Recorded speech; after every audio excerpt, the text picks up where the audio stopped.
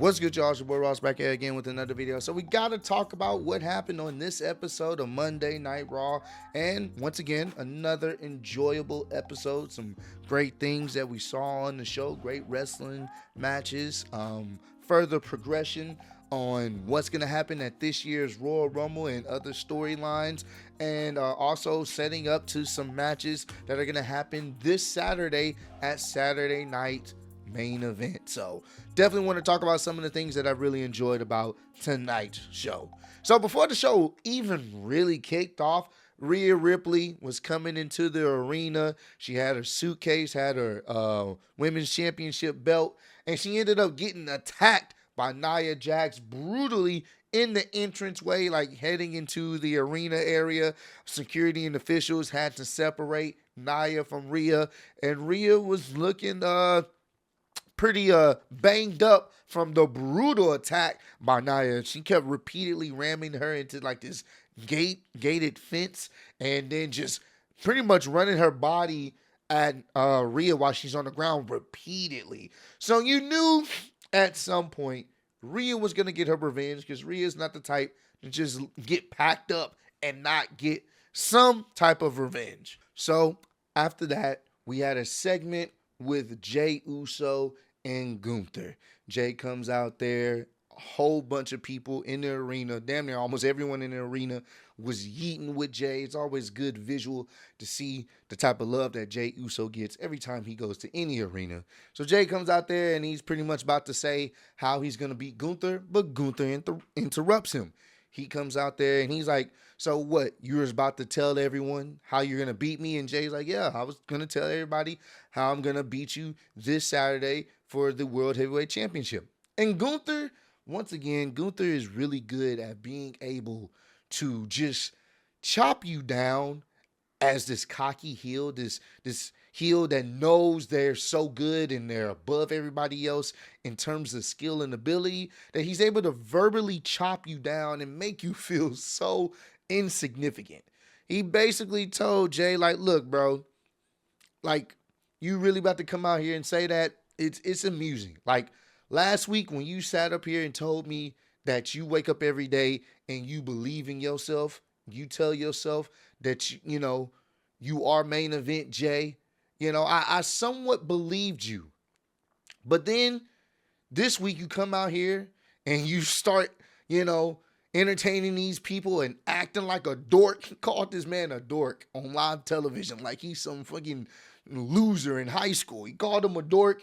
You coming out here and you acting like I didn't say all the stuff that I said to you last week and like none of it mattered and everything is good. Like, no, bro. Like, now I was excited to, really see what you had for me in the ring, but now I don't take you seriously. Like, I honestly at this point, I could change you out for Jimmy at this point. Like, I could be facing Jimmy instead of you. And he was basically saying you're the company mascot. That's what you are. Like, the people here love you. You entertain these idiots, but you're the company mascot. That's it. That is your role. Like, at the end of the day, your role consists of whether Roman needs your help, whether Jimmy will need your help, whether Sami will need your help, whether Cody will need your help. You are the helpful idiot. That's what you are. He just essentially just told this man he's nothing but a glorified helpful jobber. That's it. Just completely cooked him with this mental warfare that Gunther likes to do. And I like Jey's response. It's a typical babyface response, but I like it. I like how he spun. He's like, you know what? Like last week, you were right with everything you said. But this week, you calling me a mascot? I agree. I am a mascot. And these people, these are my teammates. So what I'm going to do this Saturday, this mascot, me, I'm going to go out here, get this win, and we're going to get this win with my teammates. They always have my back. They always slide for me. So that's what's going to happen. So I like how he spun, I'm just the company mascot or whatever, and he spun it as if I am the mascot and these are my teammates. But I do respect the fact that Jey didn't go out completely sad here. Jey had a nice rebuttal. He was like, you know what's crazy? The one thing that separates us in this ring is the simple fact that one of us was able to actually main event a WrestleMania. And obviously, it wasn't Gunther. Gunther hasn't main evented a WrestleMania yet. That upset Gunther. They started fighting, started brawling. Gunther had the advantage at first, but then Jey started getting the advantage. He was able to pull up Gunther's suit jacket and started, fighting him in the corner. And then he ends up hitting him with a super kick. Gunther rolls out the ring. And he has the World Heavyweight Championship. And Gunther's like, give it back. Give it back. So he places the championship and, wants Gunther to get back in the ring and get it. And he does. And they have an intense stare off. And it looks like in the scuffle, Jey ends up bleeding a little bit on his lip. But it gives a nice little color, a little bit more realism to their altercation. And I truly can appreciate that. So I like what they had going on here. Ultimately, Jey is not going to win, but hopefully we can get some type of a really close match where you can somewhat buy in that maybe he can do that. Because ultimately in this promo, Jey just wants the respect. He wants people to respect him.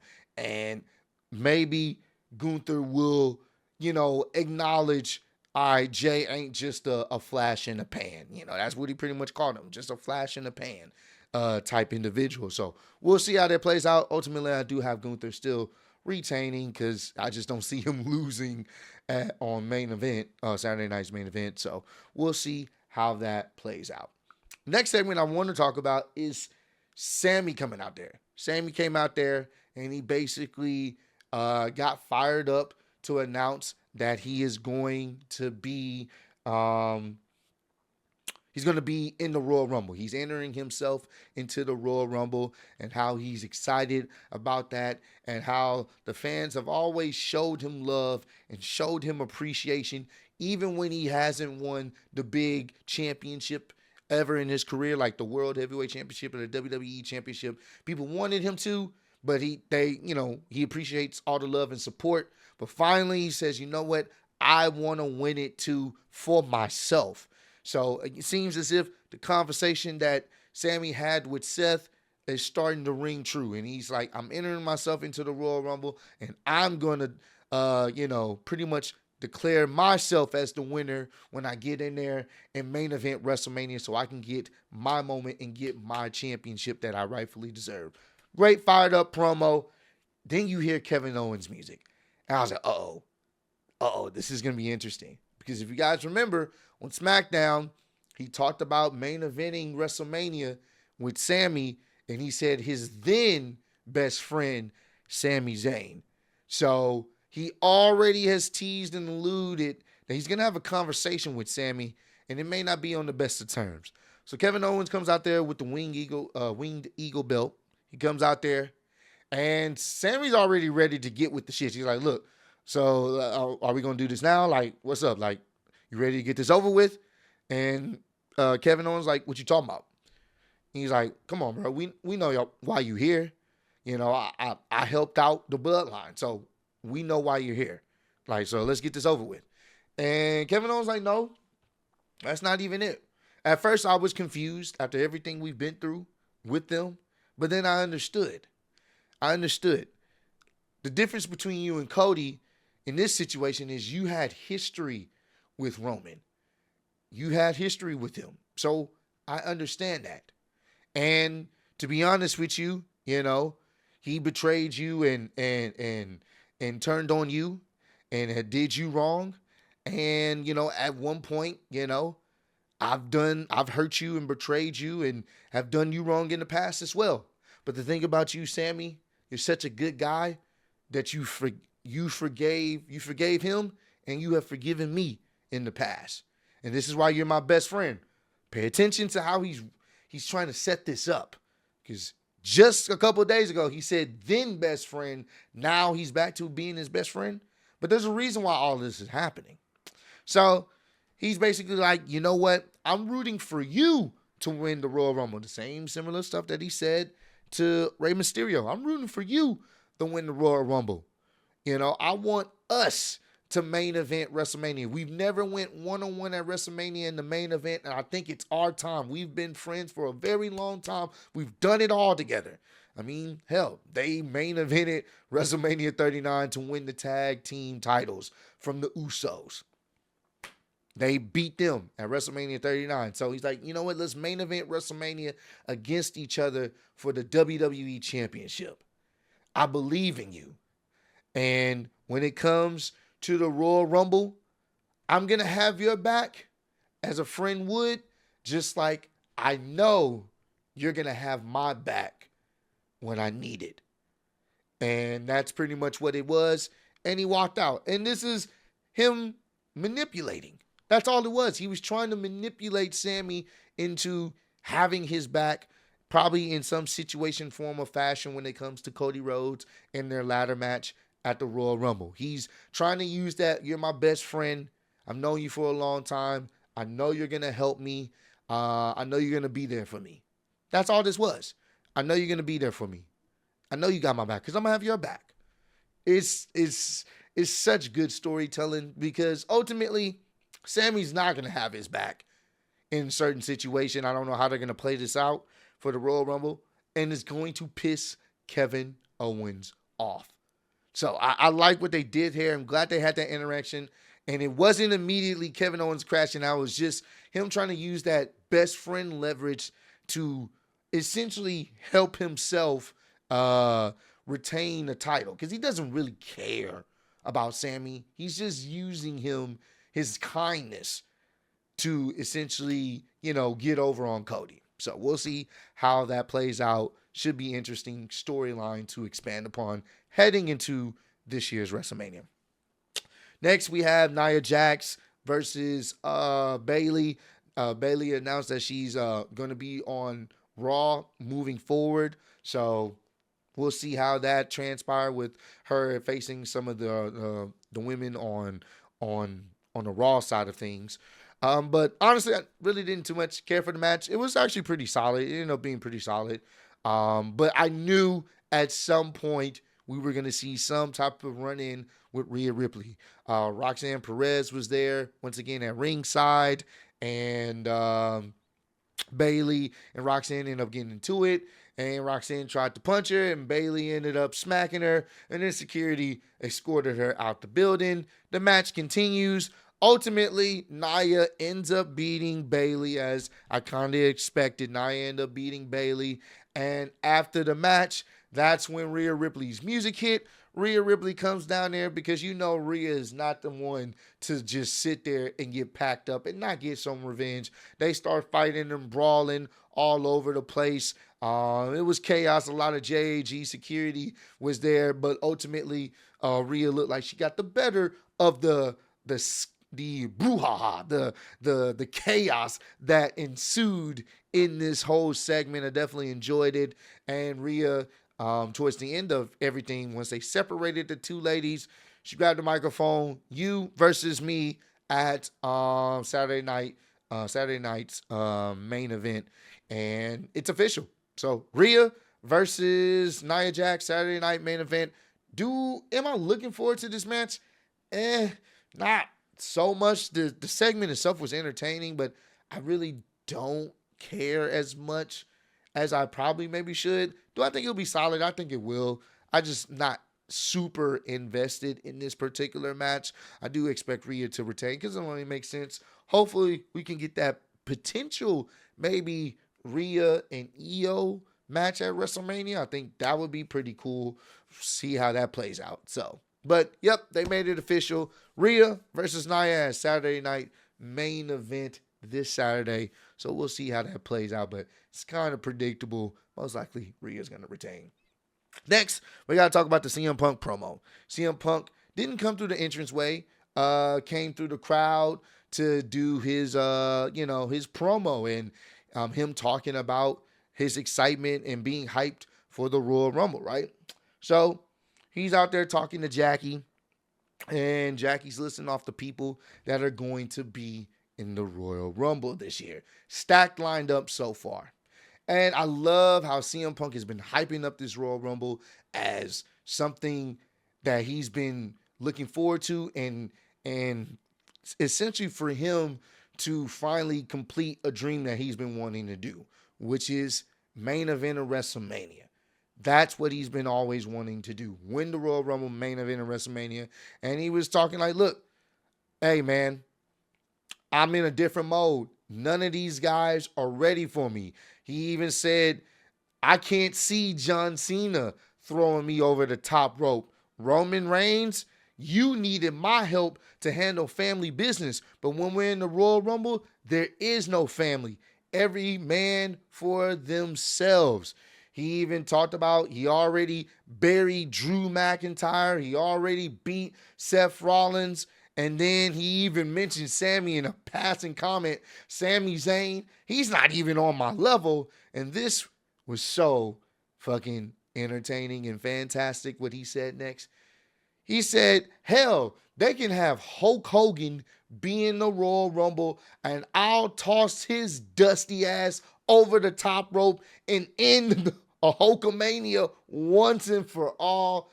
Had a huge crowd reaction, huge pop. The fact that Hulk Hogan caught some strays for a Royal Rumble that he's not involved in was fantastic, brother. I love that shit. Calling him Hulk Hogan dusty ass, get the hell out of here, dusty old man. That was great, bro. Hulk Hogan catching strays, chef's kiss. He got to win the Royal Rumble now. He has to. But nevertheless, he was talking a big talk, man. He was basically letting everybody know, I'm throwing everyone else out. I'm in a different mode. Nobody's beating me. And when it's all said and done, they're going to be chanting my name as I win the Royal Rumble. I'm excited. So excited for what they have in store potentially for us at the Royal Rumble this year.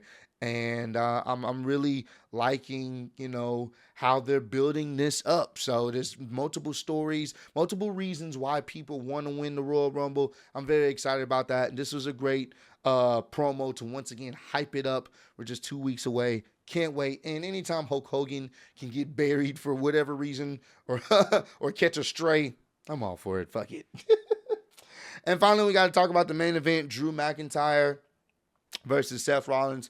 Very fun match, back and forth. You can tell there's so much hate between these guys. They're both talking trash to each other mid-match. I love it.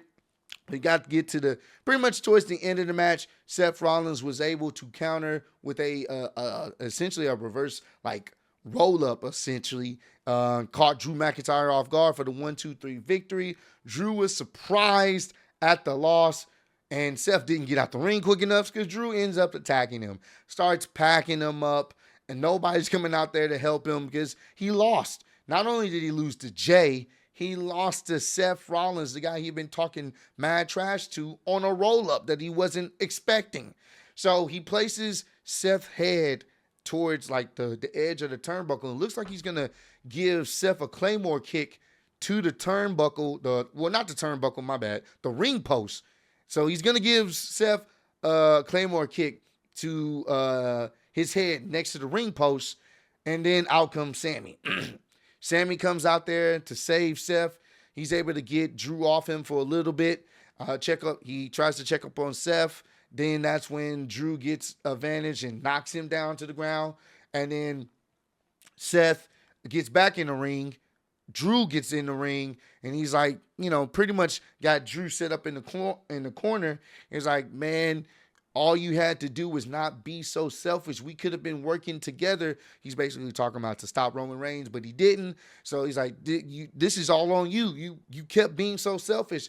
And as he had Seth in in the corner by the turnbuckle, you see Sami run in and try to hit Drew with the haluva kick. But Drew moves out the way. Sami ends up hitting Seth Rollins with the haluva kick to the face and ends up pretty much knocking down Seth Rollins as Drew smirks away in the background, laughing at what Sami ended up doing to Seth Rollins. Obviously not on purpose. Seth comes to and he's looking at Sami like, what the fuck? Why did you do that? And Sami's trying to plead his case, which ultimately is going to lead to more tension between them. They've had tension for a few weeks now. and Seth was trying to give him some advice, and now he ended up getting kicked in the face. Obviously, it wasn't on purpose, but we know how wrestlers can be. They tend to not think on the rational side. So we know it wasn't on purpose, but Seth is definitely not going to want to hear that. So yeah, man, this was a great way to end off the show. Definitely enjoyed it. Looking forward to seeing how things are going to play out this Saturday at Saturday night's main event. And also, what's going to happen at the Royal Rumble next week. I am so excited for that. So, preview and predictions for Saturday night's main event will be coming up this week. So, stay tuned to that. But I appreciate all love, support y'all shown on the channel. Road to 150K. Appreciate y'all kicking in with me. See you on the next one. Peace.